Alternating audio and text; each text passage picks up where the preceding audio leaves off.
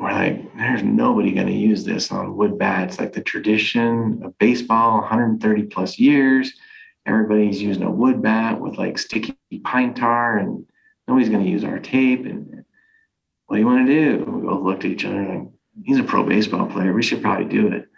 And so we did. So we made this super thin version. He started using it. He got tons of other players to use it.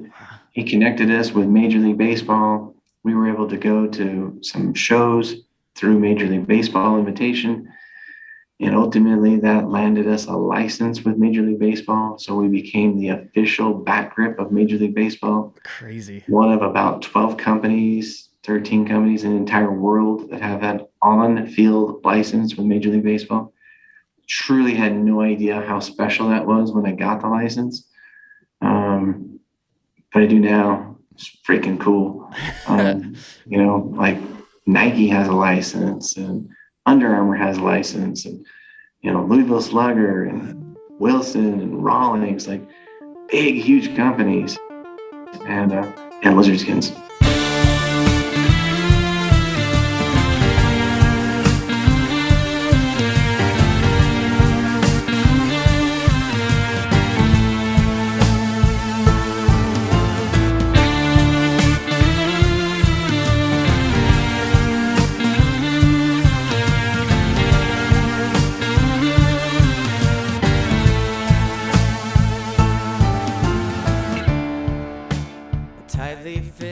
From KOM Cycling and Michigan Midpack Media, welcome to the Dirty Chain Podcast, the podcast that covers the cycling scene from the viewpoint of the Michigan Midpack.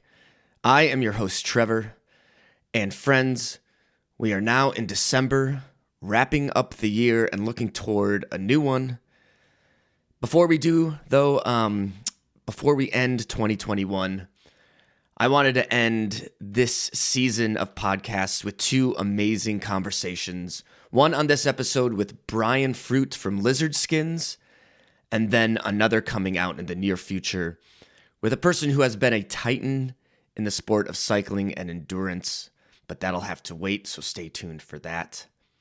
But for this episode, I was fortunate enough to get connected with Brian and expected... Well, I'm not sure what I expected. I, of course, like you, know the brand Lizard Skins, but I did not have any idea their reach, not only into cycling, but also into sports like hockey and baseball, like you heard on the intro. Brian Fruit's passion for bikes and cycling is about as obvious as his passion for his business, and after I had this conversation, there is little question in my mind why his company is so successful.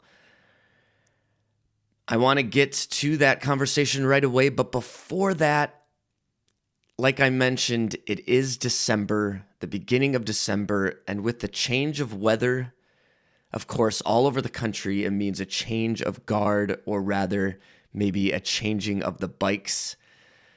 It is fat bike season, folks, and all over the world, we just saw Global Fat Bike Day, and I got to experience my very first Fat Bike Day here at our local event hosted by Epic Mountain Bike Group. It was amazing. I was blown away by the amount of people there out to ride fat bikes and celebrate the outdoors in freezing December, although our weather was pretty incredible. And just celebrate the bike community with tons of food, a lot of great riding, and of course, plenty of beers.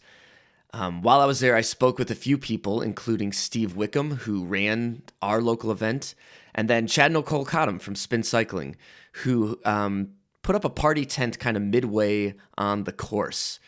So let's hear a couple of those conversations I had with them at Global Fat Bike Day. And as you will hear in the background, people are having a great time. So it's a little loud, but you'll get the point. So let's hear from this year's Global Fat Bike Day.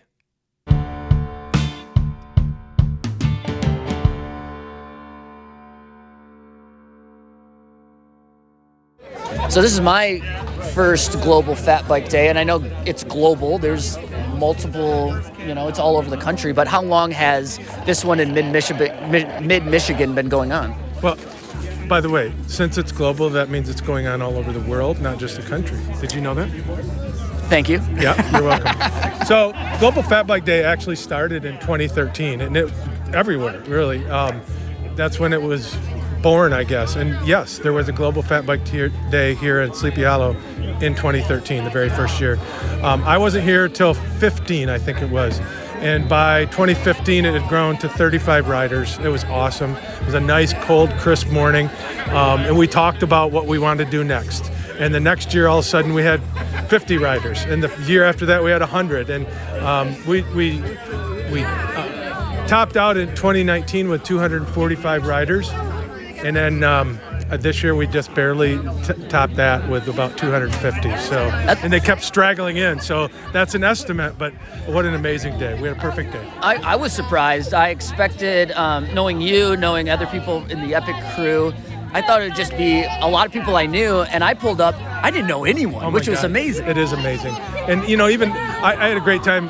We had online registration, and we closed that at 6. And that was a way for people to sign the waiver ahead of time. But it was a way for me to kind of gauge, who's coming. And I went through the list this morning very early, and I'm looking at it, and I'm going, holy mackerels, there's a lot of people I don't know. But I also know that we had people coming from all over the Detroit area. We got friends here from Cadillac, Kalkaska, Holland. People have come to the center of Michigan to ride at Global Fat Bike Day. And so, it's a great party. Look around you right now. We're still having a great time. So. Yeah, it's great. And I think that you hit it. I mean, it is an amazing party, and it's something cool to look forward to when maybe it's not the main part of the season. You don't have races, all this stuff, but this is one of the coolest events I've been to all year. That's awesome. I'm glad to hear that. And honestly, we've been hearing that all day, and a lot of smiles.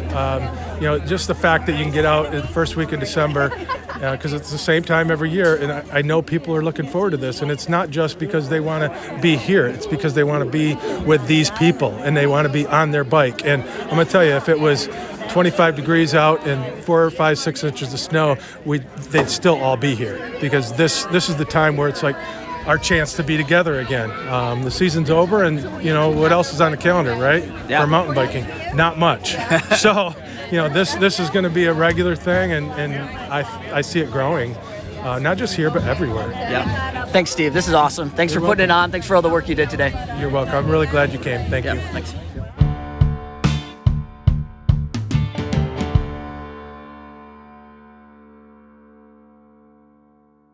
You're going to ask us first. I don't know. This is my first Global Fat Bike Day, and you guys have. What have you been waiting for?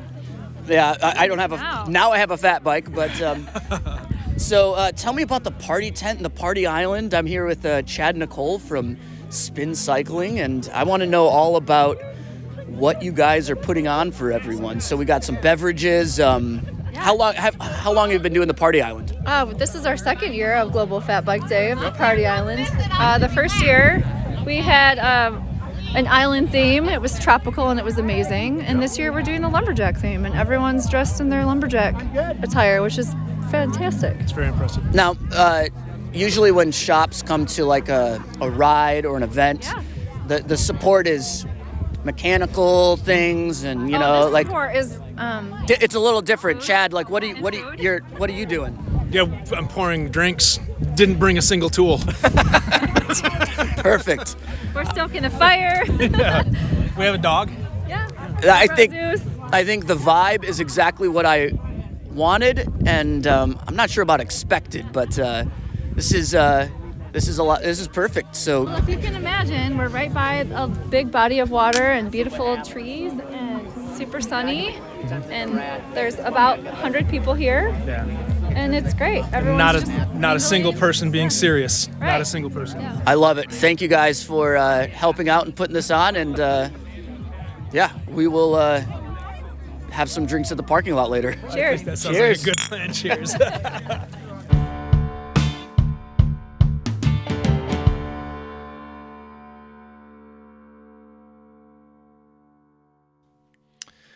Okay, great. Yes, so tons of fun had at Global Fat Bike Day, especially by myself, of course, as you could tell.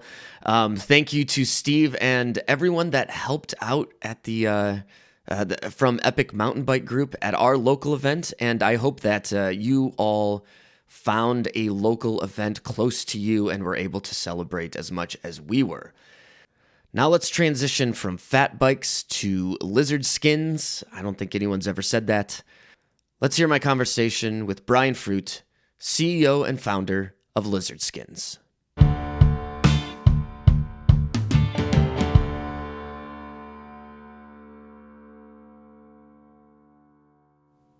Trevor, how are you? Great, Brian. How are you doing? Good. All right.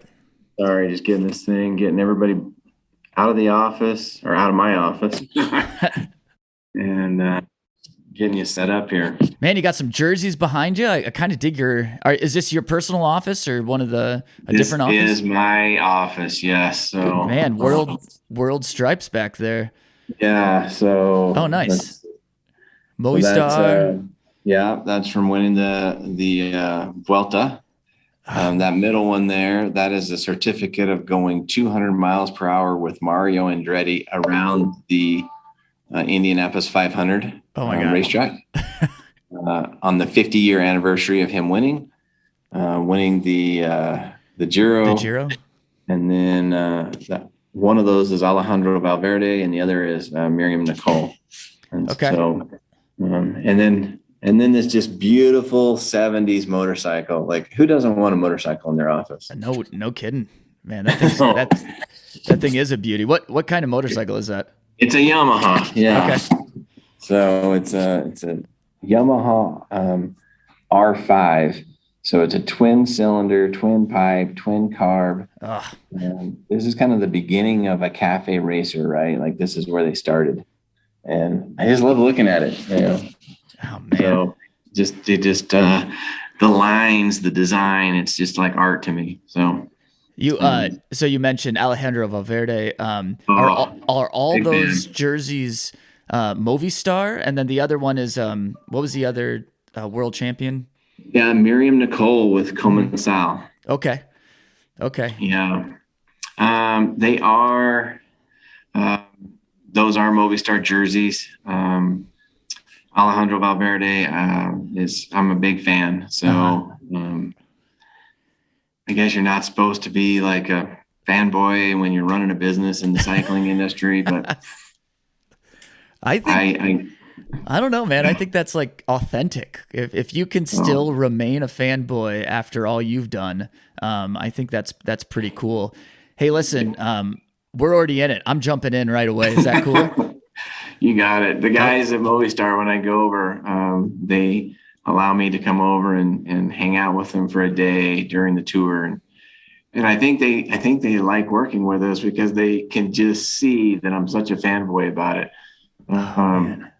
But I speak Spanish too. I think that's a big thing, right? So I speak Spanish, and definitely. So getting to hang out with them and I just love it. It's just one of my favorite things in the world is watching the Tour de France. Like, man, I am jealous. What a unique and cool experience I'm sure that you have to see it from that perspective. Knowing that your product and brand is on those bikes and helping out in that way. Hey, so I'm sure everyone knows of Lizard Skins and Lizard Skin and your brand, but not a lot of people or fewer people know who Brian Fruit is. And I'm wondering if you could maybe just already with our little bit of conversation, I think we're getting an insight into who you are as a huge cycling fan. But tell us a little bit about yourself and in terms of cycling and yeah. Yeah, you bet. I went to school, college, university, whatever you want to call it, at BYU. Okay. And there's a legit problem with parking, which I think probably exists at all universities. And one summer I stayed here in the area in Utah. I'm originally from California, but I stayed here because it's really fun. in the summer. And I worked hard, and I bought a mountain bike. It was a giant ATX 770, and it was white with black accents. I remember the bike well. And I just fell in love with mountain biking. So we'd go to Sundance and ride the trails at Sundance. I would ride up the hill, and then I would ride back down.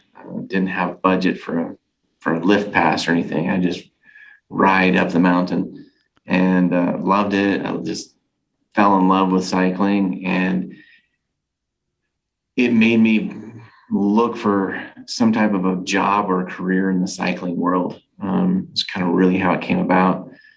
There was a company called Reflex that was here in Salt Lake. They sold to Look, the people that make the great pedals and stuff.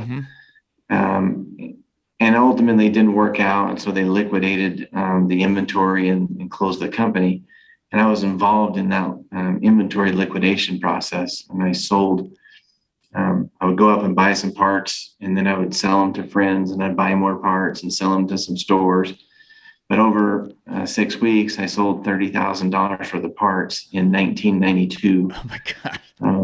Made a little money, bought my wife a wedding ring, and which she didn't know that's what was happening. But, I'd make a little money, and I'd make a payment against the wedding ring, saved a little money, and we got married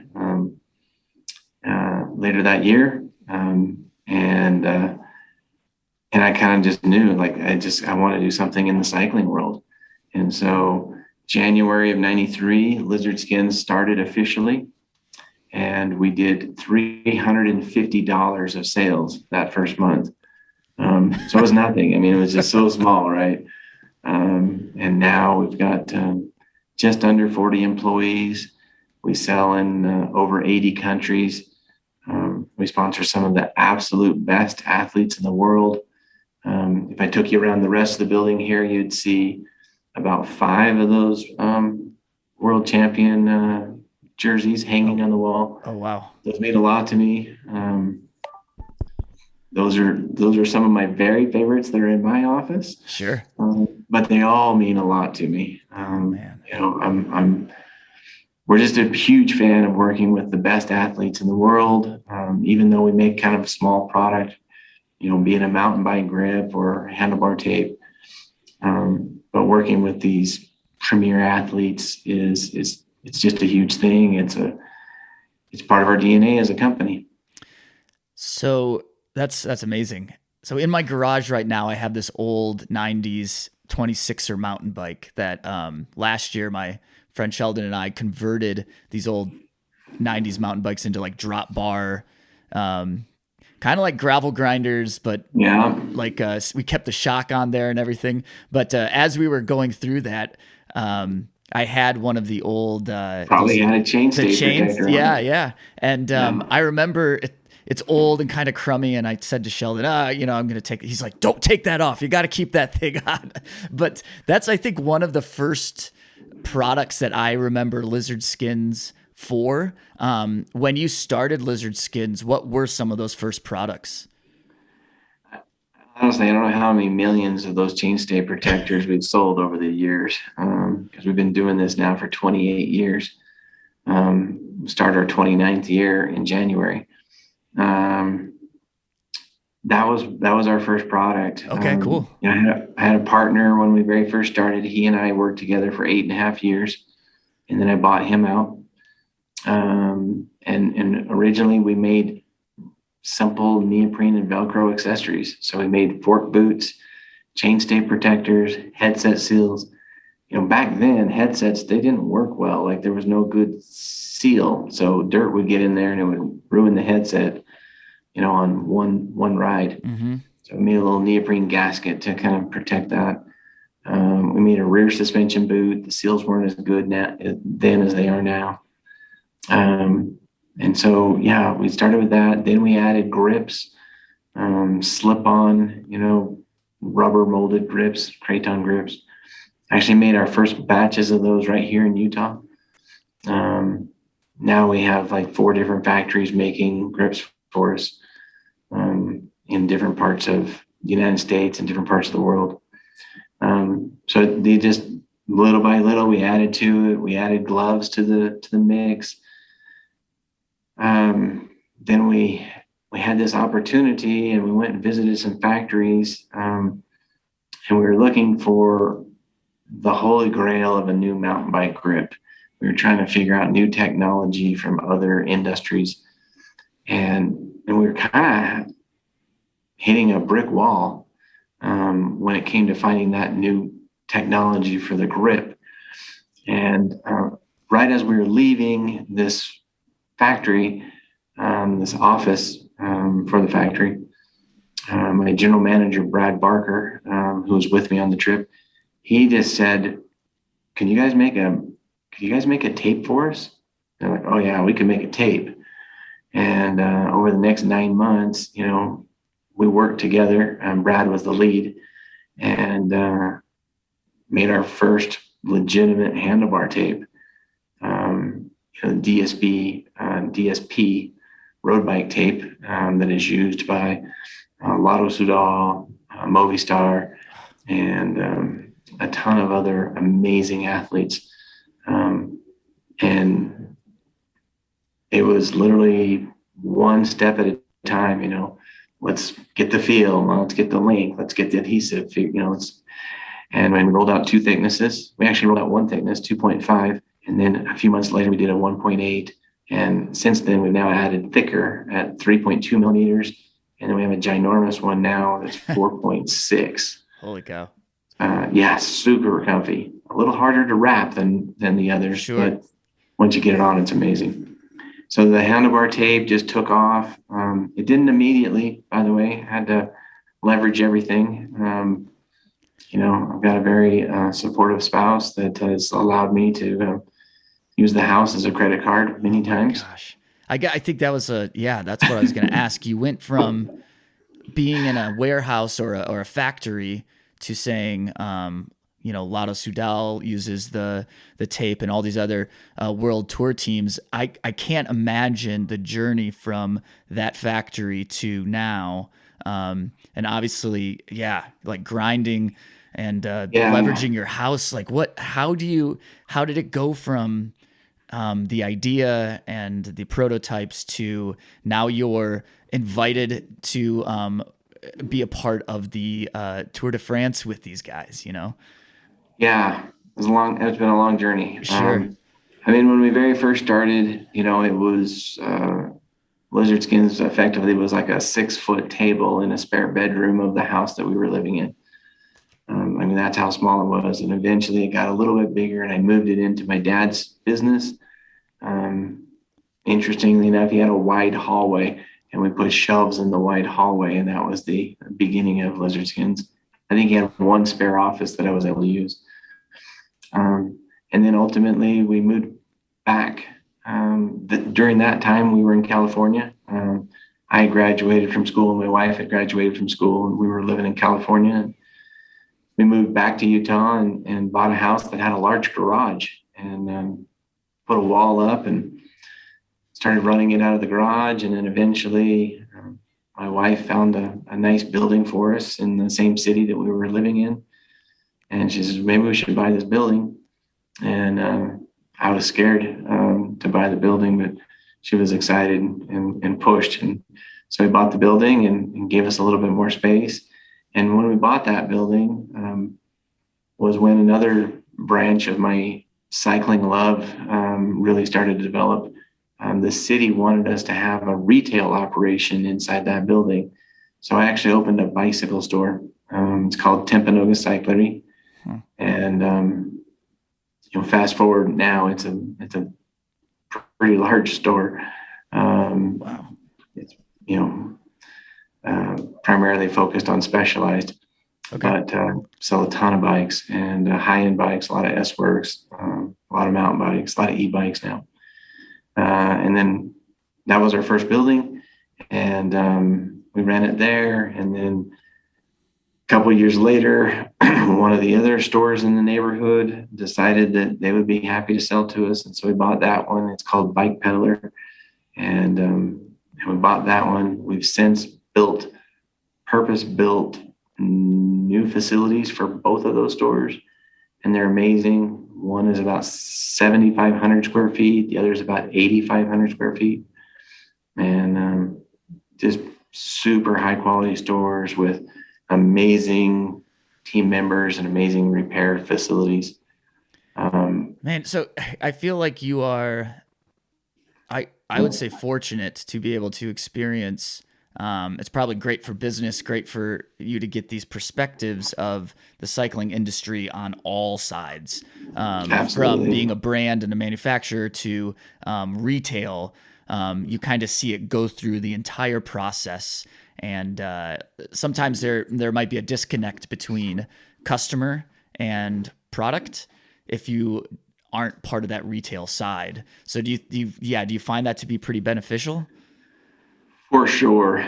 Like, we're sure somebody that will listen to this will find that we've got a fault somewhere, but Sure. we try extremely hard with the MAP program. So to make sure that our product is sold, at a price where dealers can actually make a living.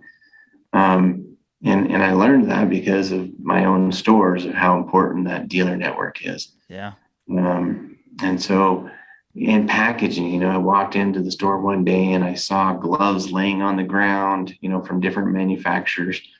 The packaging had ripped. I saw grips that, had packaging that ripped, and, there's a chain of staples trying to hold it together.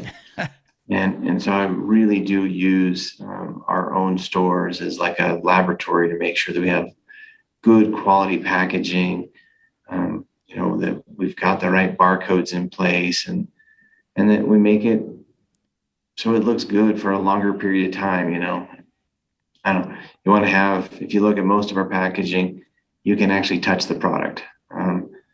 So we've tried to design it such that we keep in mind all this. And then the programs we do, we're not a big, bike manufacturer with crazy programs. We try to make a program that's super easy for dealers to be successful with, and just we try to keep it positive. One of our philosophies in business is sugar rather than vinegar. That's how everybody wants to be treated. So we don't want to actually have this mean, bad attitude about anything. Let's try to, even if there's a problem, let's try to find a good solution, and try to have them leave with a good experience, a good taste in their mouth, so to say. So obviously, you explained that you kind of got into the industry because you're a huge fan of bikes, of cycling, and you still are, which is apparent and obvious. But I don't think that enough can get you to a successful career in the cycling industry. You have to be motivated in different ways, and I'm wondering, where else is that motivation coming from, or what else is your motivation? And I mean, you mentioned earlier that when you were a part of the other company and they sold out and you made a quick 30 grand in a month or something like that. So obviously you have some business motivation. What else? What other kind of motivation is going on here? So to be sure, I sold 30 grand of their product. I didn't make, 30, but you sold 30 I did grand. I probably made 5 or 6 on that. Okay. Which was still great, right? I mean, That's when a full-time wage was 18 grand at a, big 5 accounting firm. My grandpa had his own businesses. They were always unique businesses. At one point, he used to raise 30,000 white Chinese geese a year, and then they would sell them to the cotton farmers, and they would eat the grass out of the cotton fields before chemicals became the way to control weeds. They would organically, it was organic before that was a thing. And so that was Grandpa's business during, it was about a 3-month period. He'd raise these geese. My dad had his own businesses, doing electric motors for big companies, pumps and stuff like that. And then I just kind of fell in love with the cycling thing. I'm a driven guy, for sure. I want myself to be successful, and I also want my team around me to be successful. And one thing that's been kind of interesting, Utah is popular now for business and for cycling. In 93 probably wasn't super popular. 95, 96, well, wasn't like the mecca for cycling that it is today. So we didn't hire a bunch of people that worked at some other cycling company. The people that we hired were just good people. And so we created a lot of our own programs and plans in a vacuum, which I think almost turned out to be a huge benefit for us. Because we just did business like good business, but yeah, I mean, I'm still driven today and still put in long hours. I do make sure I get some vacation time in, and my daughter is a senior, and my youngest daughter is a senior at one of the local high schools, and she's part of the NICA program. Okay. So I made sure that I was off work early on Monday so I could go, and I'm a ride leader, one of the coaches on the team. Oh, awesome. Ride leaders. And so we got a great 2.5 hour ride in on Monday night, which I thoroughly enjoyed. And my next ride's tomorrow night with the team. So I've had 3 of my 4 kids go through and be part of the high school mountain bike team, and something I personally love and enjoy, and try to be a helper in those spaces. That's so great. Let's go back to the tape. And is that your kind of flagship product right now? It is. So the cycling handlebar tape, I mean, it was when people touched it or rode it or put their hands on it, they would almost always overcome the purchase price. We make it in a different factory than all of the other tapes in the world are made at, and it's expensive.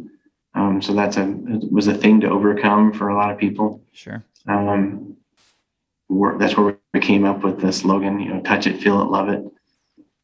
In the beginning, it wasn't really happening, but there was this tragic accident, actually, which turned out to be a benefit in the end. But Johnny Hugerlin was bumped or hit by a press car in the Tour de France and knocked off the road. And he was on the Vacansoleil team. You may remember that, but he hit a barbed wire fence and pulled the post out of the ground. Anyway, Johnny managed the press after that crash so well, and he had such a positive take on life that myself and frankly everybody else in the world just fell in love with him.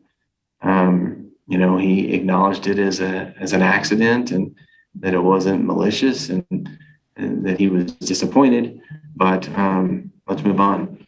And so everybody wanted to know everything they could about Johnny Hugerlin, the guy in the polka dot jersey in the Tour de France that got knocked into a barbed wire fence. There was 2 of them that got hit that day. The other guy managed the press very differently, and I don't remember his name. But everybody remembers Johnny. He was like an immediate rock star. He was so popular. And as they started going through and looking at his bike and his shoes and his helmet, they also looked at the components of his bike, including our handlebar tape.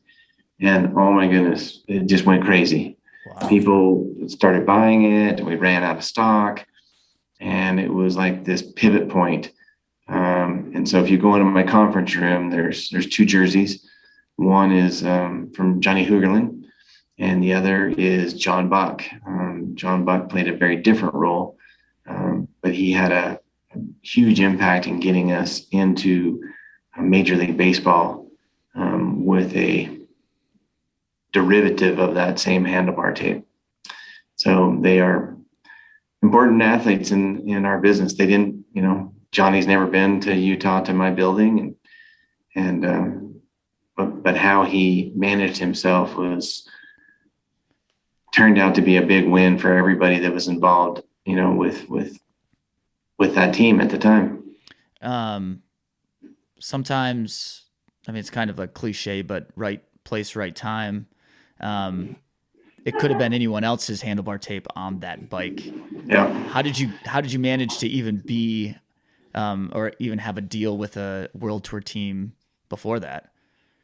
Yeah, that was our first deal. Okay. And we reached out to them. I Which had makes it even kind of a cooler story too. yeah.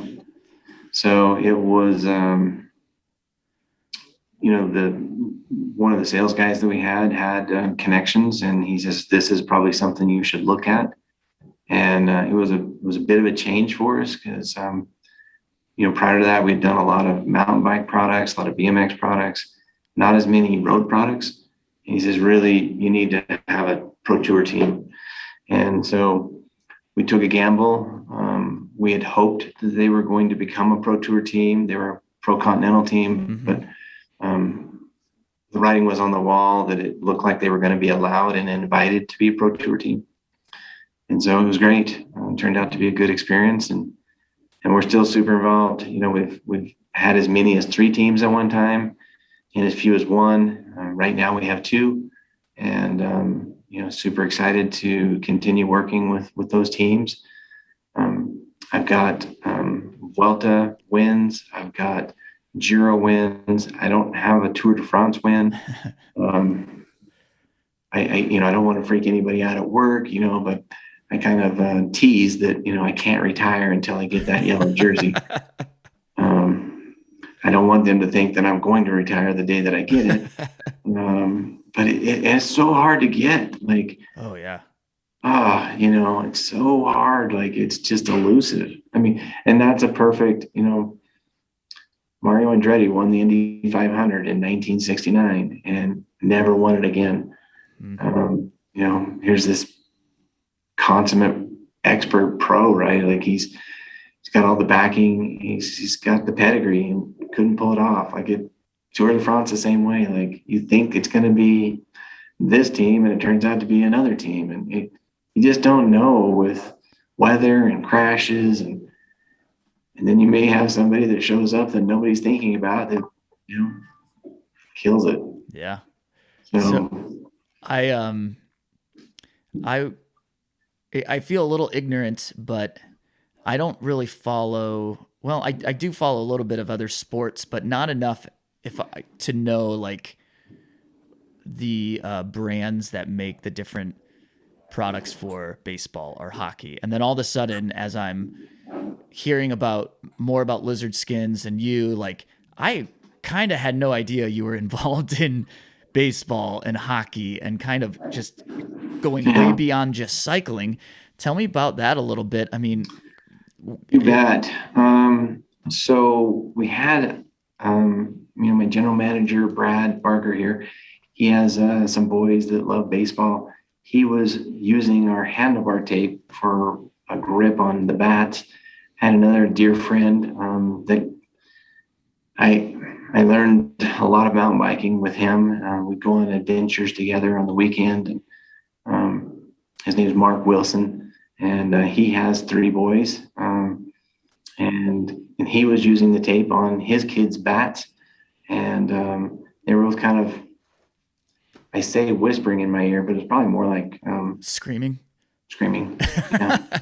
And so we decided to go ahead and give it a try. And we made we modified the tape, made it in different thicknesses, different backing, different adhesive, different pattern, different packaging. And we rolled it out for baseball. And I'm sure lost a ton of money year 1, but it was buried inside of the Lizard Skin cycling sales. So we don't really know how much we lost. Sure. Which was probably a benefit. And then, but the people that bought it, like, started to buy it again and again. And we're like, we just need to pour some gasoline on this. And then we had the opportunity to start working with stores. And then eventually this awesome guy by the name of John Buck kind of jumped into our life. He's, a native here in Utah, was an actual pro baseball player and wanted to go to a trade show. The trade show was sold out, and he asked if he could share our booth. And we're quick to make good decisions. And we said, "Oh yes, yep, you can come on in. we're going to have a pro baseball player inside of our booth? Yes. So And at how this much point, space do you need? there was no relationship between the two of you. He was just looking to get a spot at the trade show, Yep, and it just happened. that's it. And he was thinking this would be cool to have a product business once I retire. And so he's there at the show. He's, we talked him into bringing some of his bats, and we wrapped the bats, and he's there playing with these bats and feeling them and talking to people about his product, talking to people about ours. And at the end of the show, he, kind of talks to Brad and says, hey, like, this is good. Like, if you made this thinner, I would use it. And I think other pro players would use it. And so Brad and I had a talk, after the show was over. We're like, there's nobody going to use this on wood bats. Like, the tradition of baseball, 130 plus years. Everybody's using a wood bat with like sticky pine tar, and nobody's going to use our tape. And what do you want to do? We both looked at each other like, he's a pro baseball player. We should probably do it. And so we did. So we made this super thin version. He started using it. He got tons of other players to use it. He connected us with Major League Baseball. We were able to go to some shows through Major League Baseball invitation.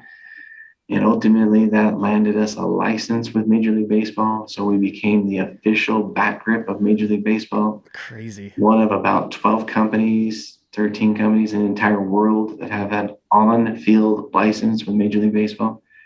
Truly had no idea how special that was when I got the license. But I do now. It's freaking cool.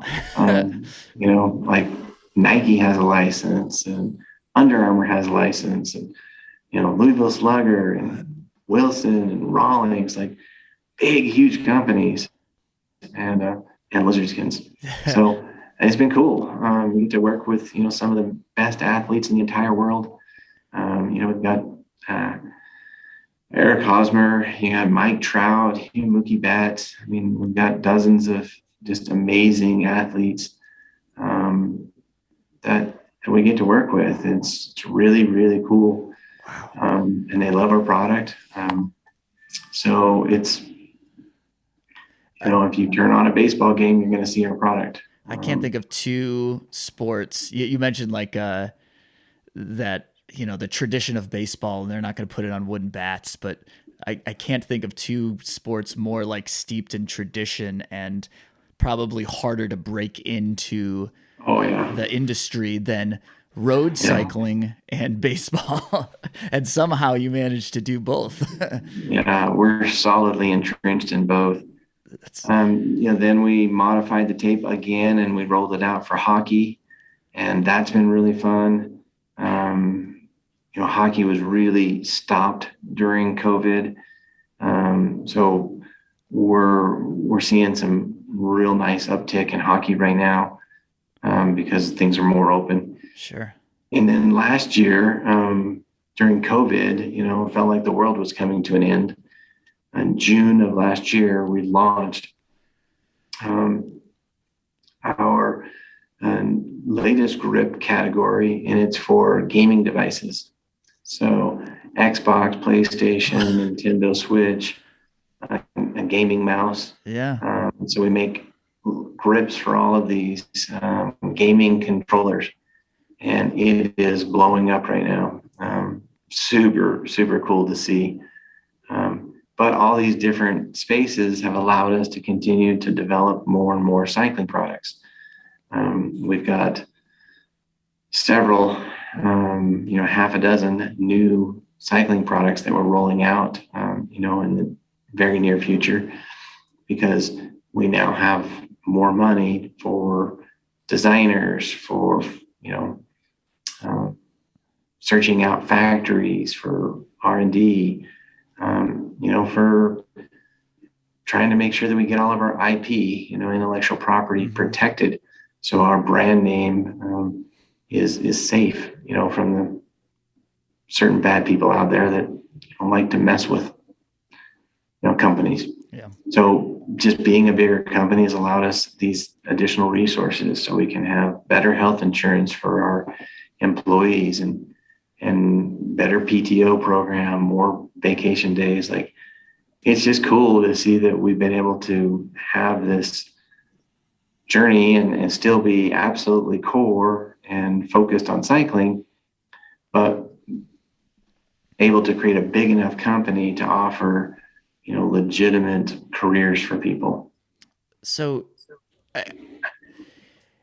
it seems though that it's not necessarily like a change of focus, but a wider focus. And I love that Right. you're saying that the baseball and the hockey and the gaming all kind of contributes to that comes back to cycling, or comes back to just the strong brand that helps you be a stronger company and with better employees, or treat your employees better, or support your employees. And I guess you mentioned COVID, and one thing I was thinking about is a lot of athletes during COVID were kind of like, what do we do? And there's no races, there's no, and a lot of like a word that a lot of people use is pivot. We had to pivot. We had to figure something out. A lot of companies had to pivot and so when I initially was hearing about baseball and hockey, I was wondering if that was a pivot for you, but right now it doesn't really sound like a pivot. It sounds like just a wider net that you're casting. Yeah. So, it was painful. Like at the beginning of COVID, our business dropped 65% overnight. It was scary, but we honored and completed all of our contracts with all of our athletes, whether it be in baseball or cycling. So that was awesome. We lived up to all of our commitments, which I'm proud of. And interestingly, some of the team sport stuff definitely took a hit and didn't recover as quickly from COVID. Where cycling, after about 3 months of everybody not knowing what to do and everybody being afraid, cycling started to take off. And it has been on a nice tear for probably the last 15 months. But then, baseball started to come back, and then hockey started to come back. And so it's been a process to try to make sure that we have the proper inventory in stock for all these different businesses. We have dedicated teams for each. So I've got a sales team dedicated for cycling and a sales team dedicated for sports. They don't necessarily overlap. I do have some people that are cross-trained and obviously can answer the call and hold down the fort if everybody's at lunch or something. But we have dedicated people for each side. And it's allowed, by being a bigger company, I've got a better computer system. I've got a better warehouse. I've got amazing staff, from accounting to warehouse management. Like, we just have smarter people because we are a bigger company, and that's cool. Like, it builds on itself, right? So it just you can really do some amazing stuff. You mentioned new products down the line. Are you looking to expand your offerings to different sports, or are you just kind of going to keep focusing on what you're doing? And I'm just thinking, I play a lot of tennis. I'm not sure why you're not in the tennis game. It sounds like this would be an obvious utilization of the grips, but anyways, are you going to try to stay focused? We absolutely have new products that are in the pipeline, that are being designed now. There'll be some racket sport products in the future. Okay. I won't get too much more specific than that. I will say this: we are more about breaking into a market that has a need than going into a market that already has a lot of solutions. Makes sense. For instance, there really wasn't somebody providing the full solution that we have when it comes to baseball. There was back grip, don't get me wrong, but nobody was calling out the thicknesses. Nobody was offering multiple thicknesses. Nobody was offering the technology that we brought to that. So that was a big deal. Hockey, there was nobody making the wrap. You had athletic tape, but nobody that would make something with the technology that we had in it. So it's harder for sure to break into hockey and try to establish yourself and break down some barriers. But then you're first. So if we go into tennis today, there's 20 different people making tennis wrap. And so, don't count us out there, but watch for us to go into markets where we feel like that there's a market for us to create. That seems to be our favorite thing to do. We don't mind a challenge. And then, what was your other part of that? I think that was kind of it. I mean, are you looking to expand to other markets, or just focusing on new and improved products in the markets you're already in? We're going to expand into the current categories that we're in, and we're going to expand into some new categories. But we also have a core philosophy that we just don't want to deal with, like high liability items, bulky to ship items. We probably are never going to make a bicycle. Like, it's just not part of our core philosophy. Handlebars probably not going to happen. Things that a helmet probably not going to happen. Anything that kind of has high liability to it isn't going to be something that we're going to chase, or anything that's crazy bulky, because we work with 80 different countries. So, it needs to be easy to ship, to those people. But we do have some fun stuff in the pipeline, and that it'll be similar to what we're doing now and tangent to the spaces that we're in. I want to kind of circle back to those couple stories that you told. One of the Johnny Hoogerlin, and then who was the other? John Buck. Not Joe Buck, John Buck. But I'm kind of struck by. One could think you were a lucky person, but the more like I hear you talking about not only your passion for what you do, but also the building blocks and leading up to where you are now, it seems like this was no accident. And there was no accident that you had your tape on Johnny Hoogerlin's bike. And it was no accident that you were there at that trade show and had your brand ready to go, so someone that was looking for a solution saw it. I think there's a difference between luck and then creating luck, or you know what I'm saying? Yeah. I mean, we put ourselves in the right spots. Correct, like we definitely try to put ourselves in the right spots. But there's just these, somebody shared a phrase with me a couple months ago that I thought was amazing.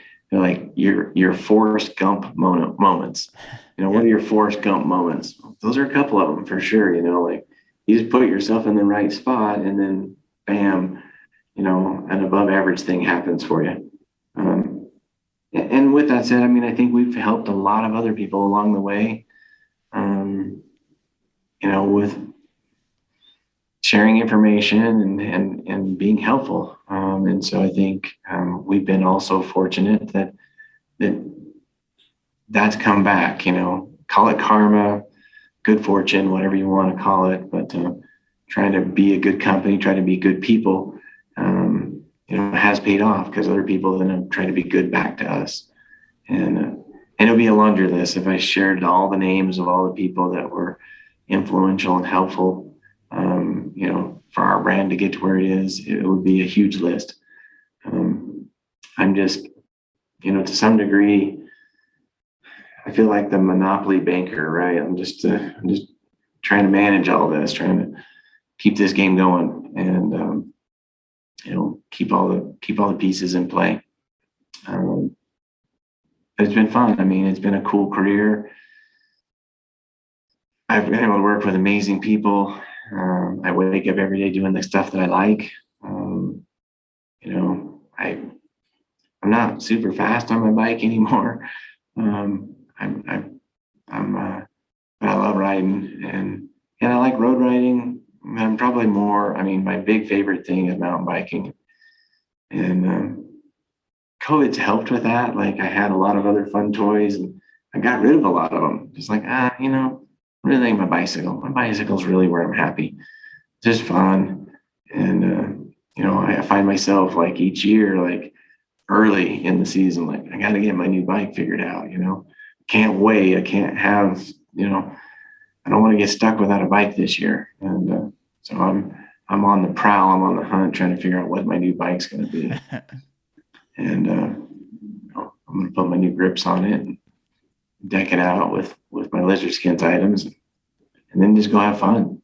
Man, again, I think that's rare for someone in the industry and so much a part of the industry to still have that love and passion for cycling. I think it's motivating. It's I love to hear that. And I just this whole story I think is kind of motivating for someone that likes to be a part of the industry or likes to be a part of the whole cycling scene. And I love cycling because I think it has longevity.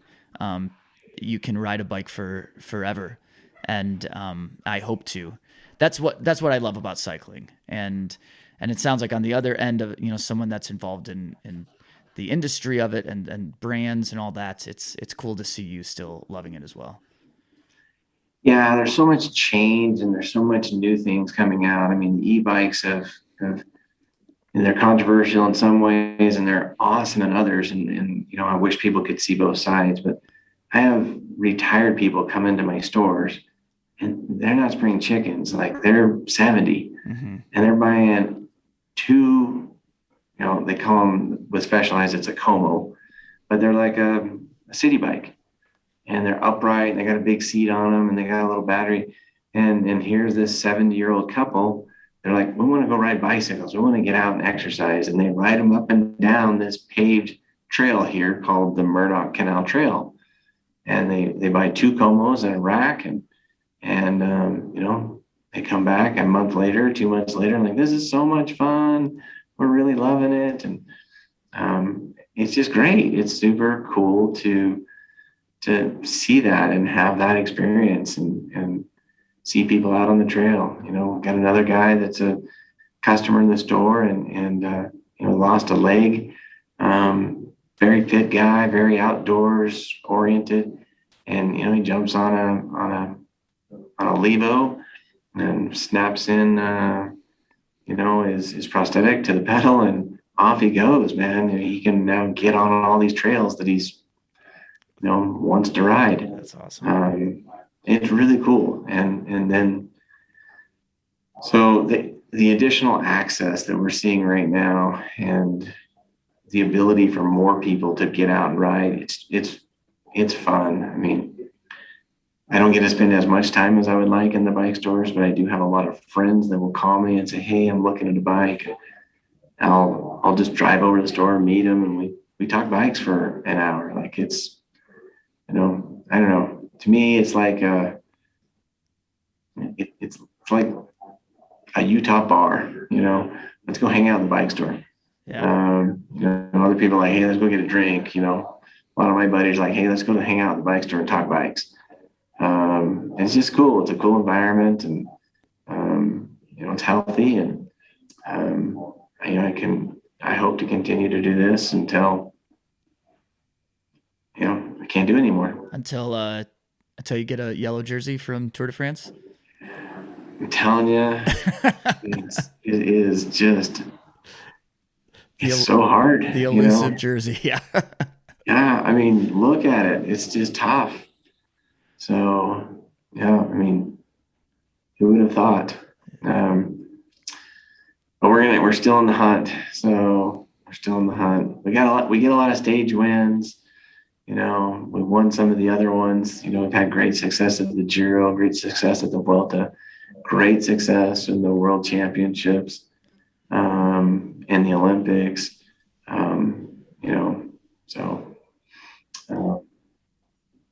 We'll get there. Yeah, it's not over. Brian, this was a blast. I really love to talk shop, I guess, with you a little bit and hear more about a brand that I use and I know of, but it's so much cooler to put a face to a brand and hear about Lizard Skin story, but also your story. I have to ask about the name Lizard Skins. I mean, is it just as obvious as it sounds, or Like a tough. It's a good story. Okay, Yeah, so go for it. that's a good question. So, my old partner was from Arizona, and one of his brothers was going to one of the universities in Arizona, and had a project where he had to come up with a name and a logo. And so he came up with the name Lizard Skins and the original kind of yin and yang lizard logo with the gear around the outside. Mm-hmm. And my partner, a couple of years later, is like, maybe it was a year, but no more than two. It's like, are you ever going to do anything with that logo, that name? It's like, I don't think so. It's like, you mind if I use it for a company? He's like, yeah, go ahead. And that's how it started, man. Once things got going well, I think, my old partner had to, settle up with his brother. Sure. I don't know. I don't know what he did, but he did something. And then we modified the name, many times, or not modified, but we modified the logo, the artwork and the logo and stuff like that, and kind of made it more current. But that's how it started. And he probably gave his brother like $100 for the. He might have. I mean, but it wasn't a big deal, right? Like, I mean, our first month, remember, we did $350 of sales. Yeah. So these things are all about just, frankly, outlasting your competitors and working hard and being honest and trying to put yourself in the right place at the right time and hustle, man. Just hustle, hustle, hustle. But I think we've got a great name and reputation with our customers of providing good quality product and trying to help them be profitable.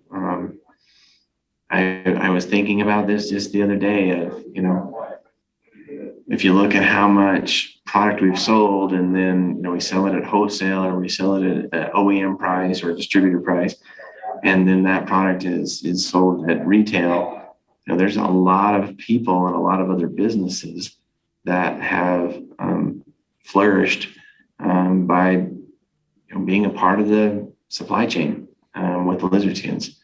So it's pretty exciting, to think that there's families in Germany or in the UK or Canada or South America, Colombia, that have been able to put food on the table because of the little small thing that we started on a 6-foot table in the spare bedroom of a house. I didn't own the house. It was just one I was living in. So cool. Yeah. What a great story. And yeah, man, thanks for sharing it with us. I really, really appreciate it. And if you want to come up here to Utah, we can literally ride from my house. I did splurge and I got myself close to the trails a few years ago, and I loved my old house, but I moved to one that was literally right next to the trails. I jump on my bike. It's the dream, man. I ride down, I don't know, 800 yards of asphalt, and I'm on a trail. Amazing. Yeah, it's legit. And there's a lot of trails. Like, we could ride for a few days and not cross the same trail. That's awesome. So it's fun to see, like, there's so many new trails. That's another thing that's exciting that's happened, honestly, in the last 5 or 10 years is, partly due to NICA, partly due to the cities, but they're building trails closer to where the people live.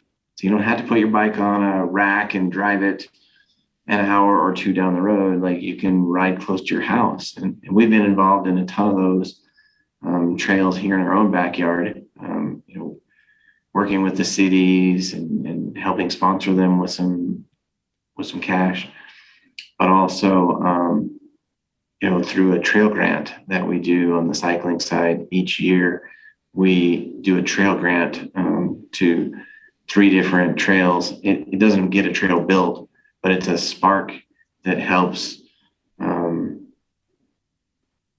be the catalyst for other people to jump in and put money in as well. And so that's something I'm super excited about, is knowing that there's trails all over the United States that we had some involvement with. So that's great. I always think about cycling as you have to be kind of well means to, unfortunately, there's these barriers, of Yeah. trying to get into cycling. And I think road cycling, of course, there's a barrier because the equipment's expensive, and then you are on these dangerous roads and all this stuff. And then also mountain biking, I feel like sometimes there's a barrier just because the good trails are far away from where people live. So I love to hear, like, if you don't have access to a car, or you don't have access to other ways to get to good trails, then they're right there for you. They're right there for everyone. And that's great. It's changing. I mean, I've served as a consultant or a helper, whatever you want to call it, on 3 different city councils, 3 different neighboring cities here, either where I live or where a business of mine is located, helping them with these master plans of the trails and how important it is and how people want them. And other big businesses, not putting myself in the big business boat, but Adobe's been huge at helping build trails here in our area. Oh, really? That's a big business. But it's been cool. Like they've named some of the trails and they've built them, and so we're seeing it. We even got some developers that are just awesome guys that like get it, right? They're like, this is what people want. They want a house right here and they want trails running through this development. Oh, man. And so we're seeing that now, and it's exciting. Like it's snowballing, where we're getting more and more trails. And it's fun to see. I feel super blessed where I'm at. It's a gorgeous view, but there's the trails, and I love it. Some people will use them for running. Some people walk, on them.